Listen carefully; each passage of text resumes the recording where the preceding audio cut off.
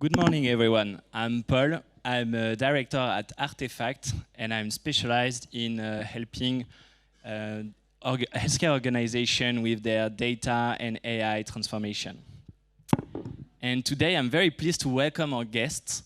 So, Frédéric, you are the CEO and founder of Median Technologies, who provide medical imaging solutions for cancer patients. Professor Grenier, you're a chest radiologist, former chairman at Pitié-Salpêtrière, and you are now a consultant at Hôpital Foch in clinical research and the deployment of AI solutions. And Julie, you are the CEO and co-founder of BrainTail, who measures the brain's white matter to accelerate the emergence of new therapies in neuroscience. We are here to discuss how body scans combined with AI allows caregivers to detect new biomarkers. These have a major impact for patients with earlier diagnosis, additional precision in patient monitoring, and thus more adapted treatments. My first question will be for you, Julie. According to your experience at BrainTail, why the detection of new biomarkers is important, and what are the benefits for the patients? Thanks, Paul. That's not an easy question to start with, especially as I will maybe say something that might not please my two fellow colleagues on stage, because I believe that neuroscience is ahead of us, and we believe at BrainTail that understanding the brain, which has been the organ, I would say, left over from all the investments and research that has been done over the past 20, 30, 40, I don't know, I cannot count, I must admit, is something changing. And we at BrainTail want to bring some reliable, trustworthy, that's what the previous panelists were pushing forward, and we couldn't agree more. So we need reliable measures of the brain, and we need to make sure that we can address society needs over the upcoming years with adequate measures, and that's what we do at BrainTail. Thank you. When we speak about body scan, we think about medical imaging. And Frédéric, how the combination of AI and medical imaging brings new benefits for patients today? So first, I think that AI is already totally revolutionizing patient care for cancer and the way new drugs can be developed for the treatment of cancer patients. So if you look in, just the overall statistics are pretty scary right now. We die more of cancer today than we did 30 years ago. It's increased by 75%. If you take it even on average by the increase of population, it's increased 22%. So at this stage, we're not winning the fight against cancer. It's for patient care, if it's one thing we know about cancer, it's a direct correlation between the stage of the disease and the capacity to save the patient. The earlier you can find it, it's local. It can be simple surgery, radiation therapy, and you can save the patient. If it's metastatic cancer, it's a whole different disease. So I think AI for imaging can already today identify very early stage patients, typically for lung cancer patients. The number one killer of all cancers is lung cancer today. The mortality rate for advanced stage is 94% at 5 years.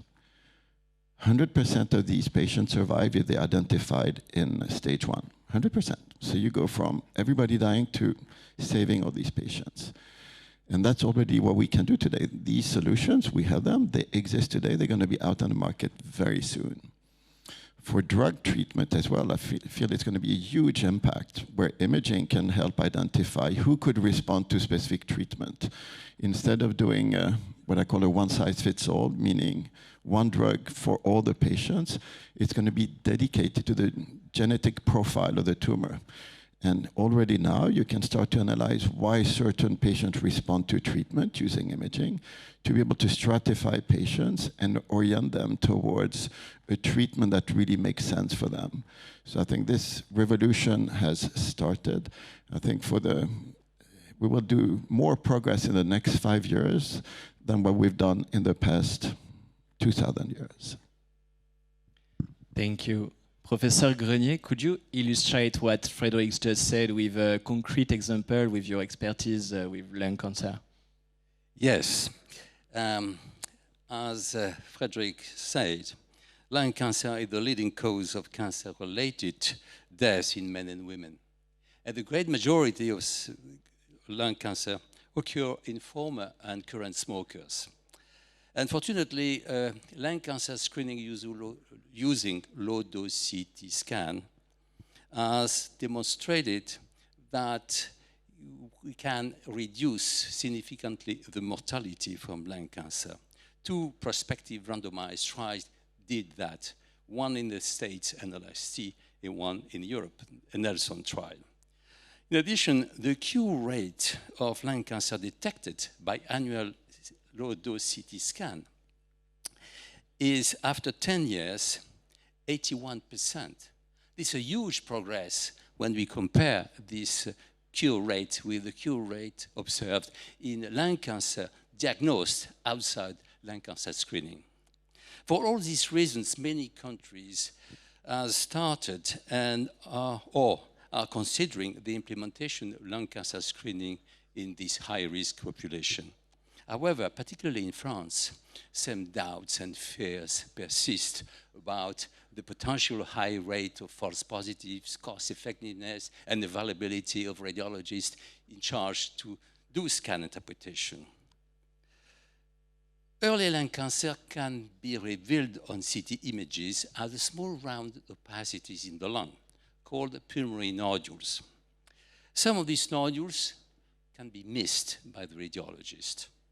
Fortunately now, we have AI solutions made of deep learning algorithms, permitting to detect automatically the lung nodules, even those that have been missed by the radiologist. Every pulmonary nodule doesn't correspond every time to the lung cancer. Many small pulmonary nodules are benign lesions. So the large nodule size is one of the best predictors of malignancy risk. However, manual measurements by radiologists of the dimensions of the nodules is suffering from intra and inter-observer variabilities. Fortunately now, we have AI solutions permitting to detect, not only detect the nodules, but also segment it and to measure in 2D and 3D dimensions.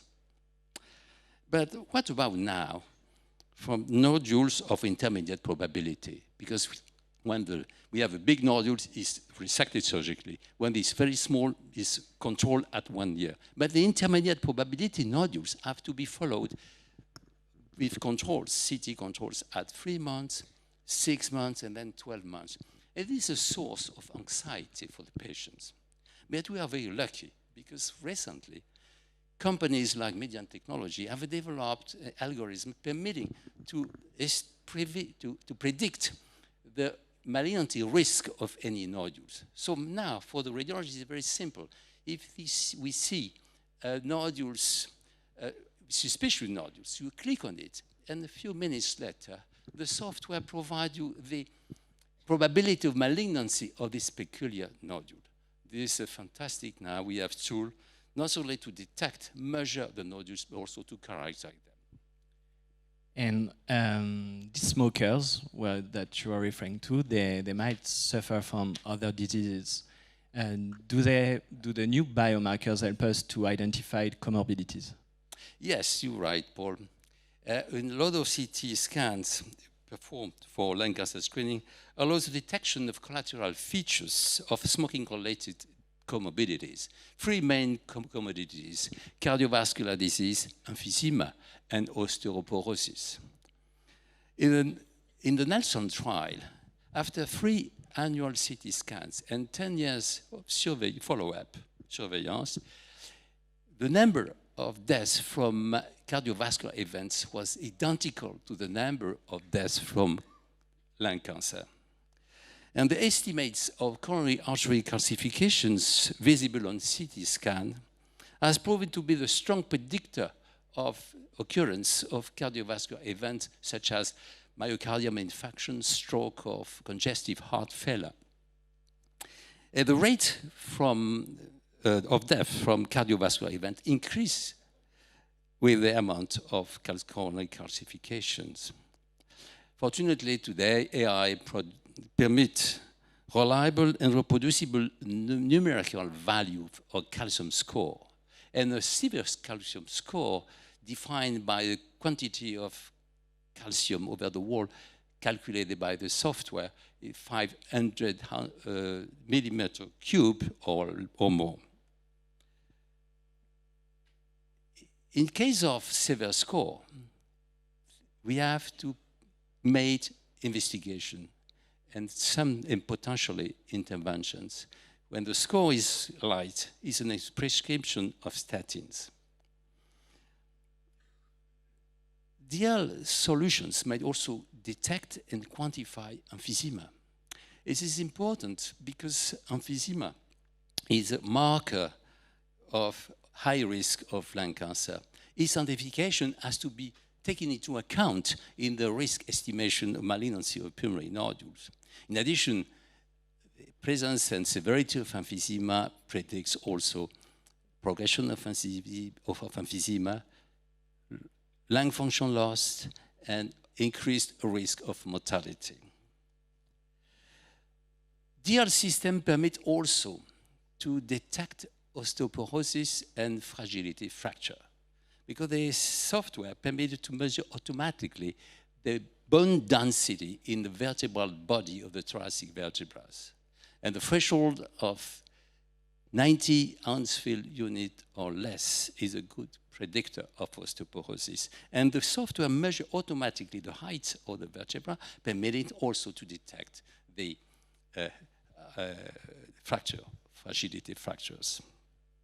You know, osteoporosis and fragile fractures are frequent in aging adults, but more particularly in smokers, and very frequently in those smokers having COPD. So finally, we have several algorithms that may be combined in one AI solutions, permitting, after a low-dose CT scan of screening, not only to detect and characterize the nodules, but also to detect and quantify the features of comorbidity. Thank you very much.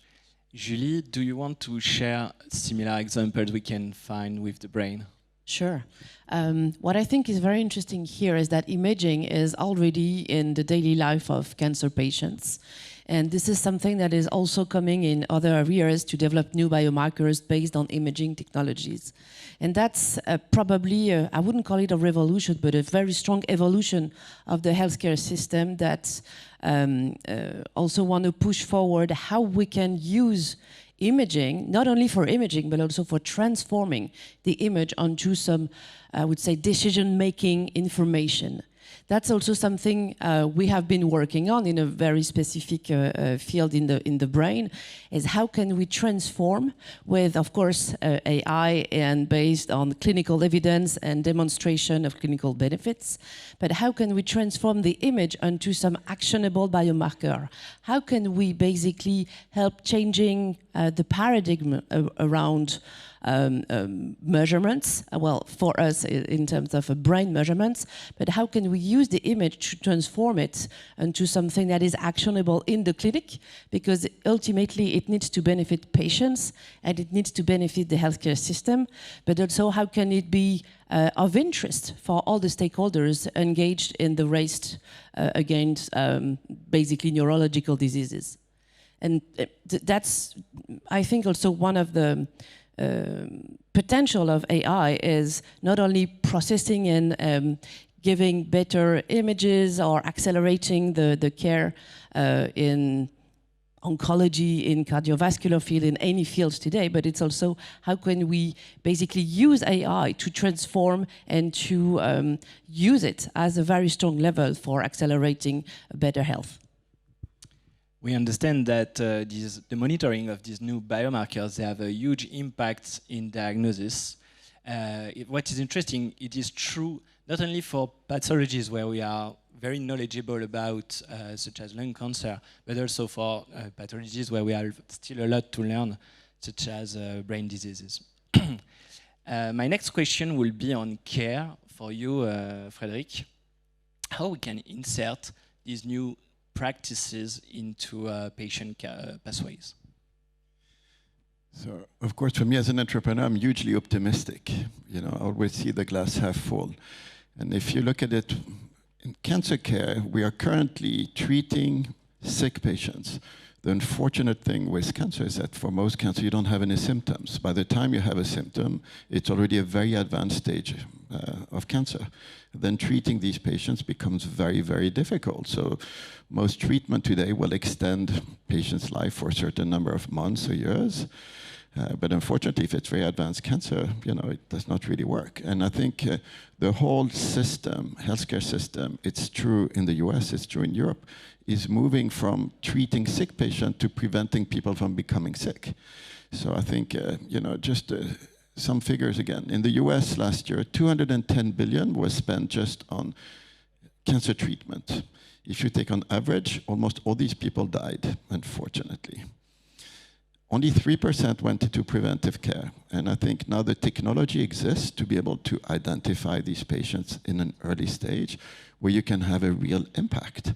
And this is going to be tremendous also for the drug pharma industry, because the treatment works much better when it's early stage versus, you know, trying to tackle multiple metastatic cancer.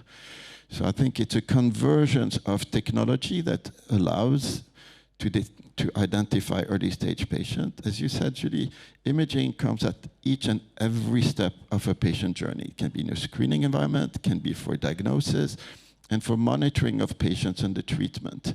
That means it's available to everyone, very cheap, everywhere. So it's a very scalable way of identifying patients. And I think that's why it's going to be a huge, huge revolution, moving from treatment of sick patients to treatment of early stage patients, where you can have the biggest impact. And again, to what I said before, I think this will be an enormous advance for cancer patients worldwide. I think even, you know, things not too far away, we are doing this for lung, we're doing it for liver. In a few years' time, you know, like when Professor Grenier does a CT scanner, he will do what is called a thorax, abdomen, pelvis. So you can see all the organs. Well, ultimately, you will be able to check basically all the main organs to identify. You'll do a yearly check to identify early stage, to try to identify early stage disease. That's what's going to save patients. Julie, do you want to add on this opportunity and the specific one for the brain? I would say that I'm almost as optimistic as you are, Frédéric. And that's ultimately the path we want to, of course, project brain and brain analysis as, I would say, an organ just like the other ones. It has been behind for many years, and hopefully, maybe, I don't know if we can give some time considerations here, but what you just said in terms of future is definitely the kind of future we'll be working with you to make sure it's improving the care for everyone. Thank you very much for sharing your expertise about how scanning the body combined with AI will bring major benefits, especially for patients. And I wish you a very nice day at the summit.